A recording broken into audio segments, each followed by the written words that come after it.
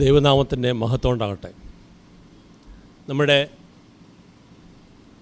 Trumpet പത്രത്തിൻ്റെ 20ാം വാർഷികമാണ് നമ്മൾ ആഘോഷിക്കുന്നത്.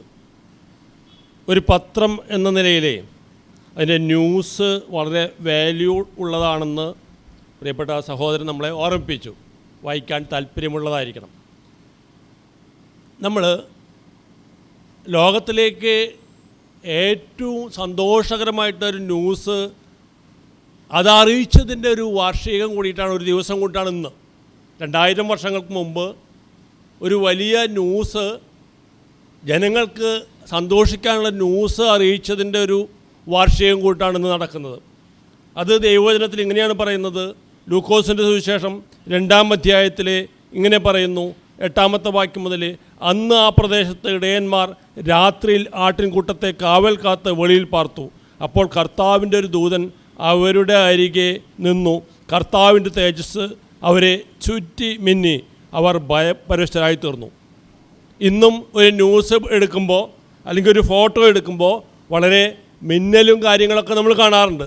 അന്നും ഇതുപോലെ ദൈവത്തിൻ്റെ ആ സന്നിധിയിൽ നിന്ന് ദൂതൻ വന്ന് ആ കേൾക്കേണ്ടുന്ന ആളുകളോട് ചേർത്ത് നിർത്തിക്കൊണ്ട് അവരെ ആ തേജസ് കൊണ്ട് അവരെ മിന്നിച്ചു.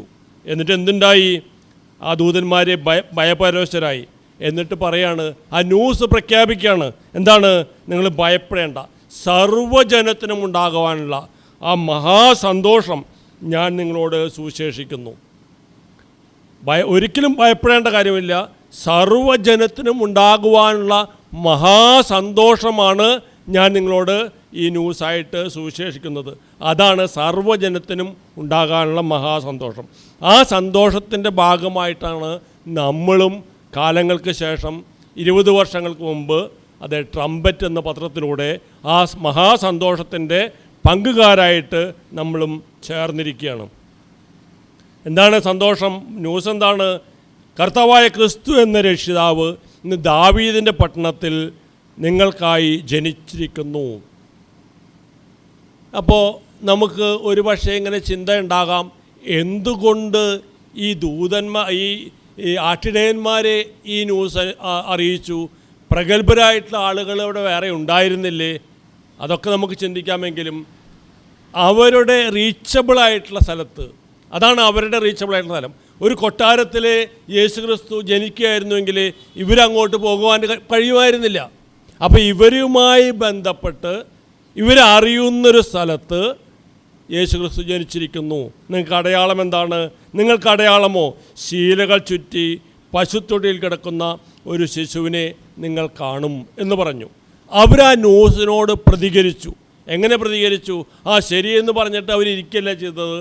പെട്ടെന്ന് ആ സ്വർഗീയ സൈന്യത്തിൻ്റെ ഒരു വലിയ പാട്ട് അവരുണ്ടായി, ഒരു കരോള് അവർ നടത്തിയതിന് ശേഷം അതൊക്കെ കേട്ട് അവർ പറയാണ്, ദൂതന്മാർ അവരെ വിട്ട് പോയതിന് ശേഷം അവർ ചെയ്തത് എന്താണ്?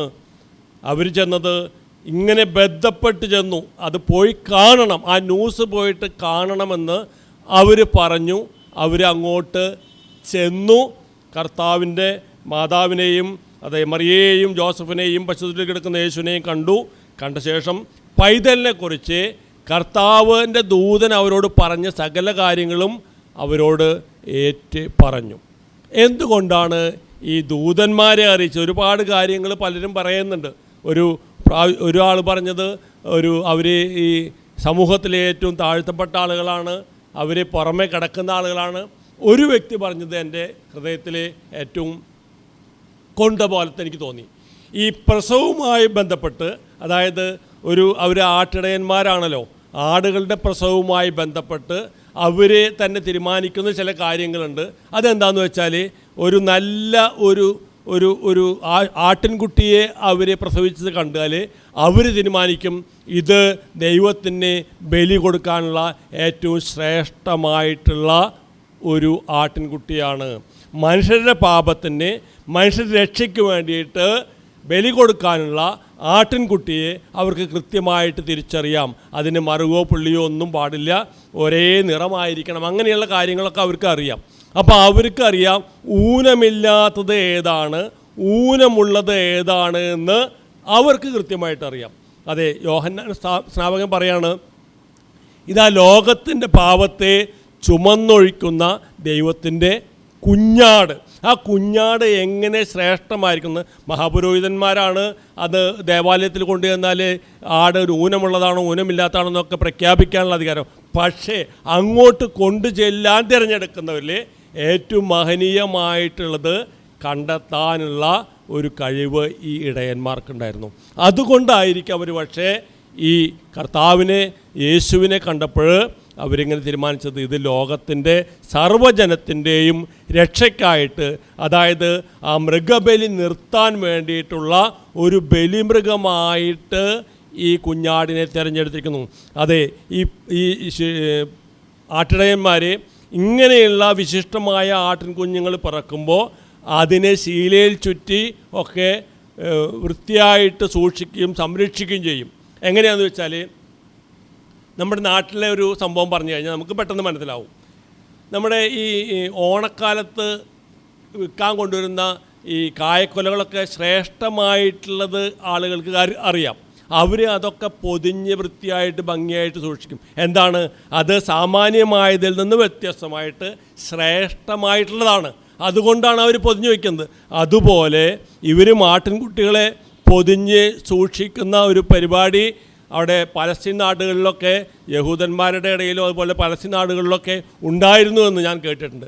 അതേപോലെ അതാണ് പറഞ്ഞിരിക്കുന്നത്, നിങ്ങൾ കാണുന്നത് അതേ തുണിയിൽ പൊതിഞ്ഞ് ഉള്ള ഒരു കുഞ്ഞിനെയാണ് നിങ്ങൾ കാണുന്നത്. അതാണ്, ആ മഹാസന്തോഷമാണ്. അത് നിങ്ങൾക്കും അനുഭവിക്കാം. നമ്മൾ പറയുന്നത് അത് തന്നെയാണ്, ട്രംപറ്റിലൂടെയൊക്കെ പറയുന്നത്. അത് നിങ്ങളും അതിൻ്റെ പങ്കാളികളായിട്ട് തീരണം. ലോകരക്ഷിതാവ് ഇന്ന് ലോകത്ത് ജനിച്ചിരിക്കുന്നു. അപ്പോൾ നമ്മുടെയൊക്കെ അടുത്ത കാര്യം എന്താണെന്ന് വെച്ചാൽ, ഈ രക്ഷിതാവ് നാളെ അല്ലെങ്കിൽ ഇന്ന് വീണ്ടും നമ്മളെ ചേർക്കാൻ വേണ്ടിയിട്ട്, സഹോദരൻ പറഞ്ഞതുപോലെ ദൈവഭക്തരെ ചേർക്കാൻ വേണ്ടിയിട്ട് വീണ്ടും വരുന്നവനായിട്ടുള്ളൊരു കർത്താവ് ഉണ്ട്. ആ കർത്താവിനായിട്ട് ഒരുങ്ങേണ്ട ആവശ്യമുണ്ട്. അതിനാണ് നമ്മൾ ഈ ട്രംപറ്റ് പത്രങ്ങളൊക്കെ ഒരുക്കുന്നതും ആ സുവിശേഷ വചനങ്ങൾ ആളുകളിലേക്ക് എത്തിക്കുന്നതും, അതേ ജാതികളുടെ ഇടയിൽ സുവിശേഷം പറഞ്ഞ് അവരെ കൂടി ഈ കാര്യത്തിലേക്ക് എത്തിക്കുന്നതും. അപ്പോൾ അതിന് 20 വർഷം തികയാണ്. അതെ, ഇതുവരെ നടത്തിയ കർത്താവിനെ സ്തുതിച്ച് മഹത്വപ്പെടുത്തുന്നതിനോട് കൂടെ തന്നെ നമുക്ക് ഇത് അന്ത്യത്തോളം കർത്താവിൻ്റെ വരവ് വരെ നിലനിൽക്കാൻ വേണ്ടിയിട്ട് നമുക്ക് പ്രാർത്ഥിക്കേണ്ടതും അതിനായിട്ട് കൈത്താങ്ങൽ നൽകേണ്ടതും അതിനായിട്ട് ഒരുക്കേണ്ടതുമായിട്ടുള്ള കാര്യം നമ്മളിലെ നിക്ഷിപ്തമായിരിക്കുന്നു. അതിനായിട്ട് ദൈവം നമ്മെ ഒരുക്കട്ടെ. എല്ലാവിധ ആശംസകളും അറിയിക്കുന്നു.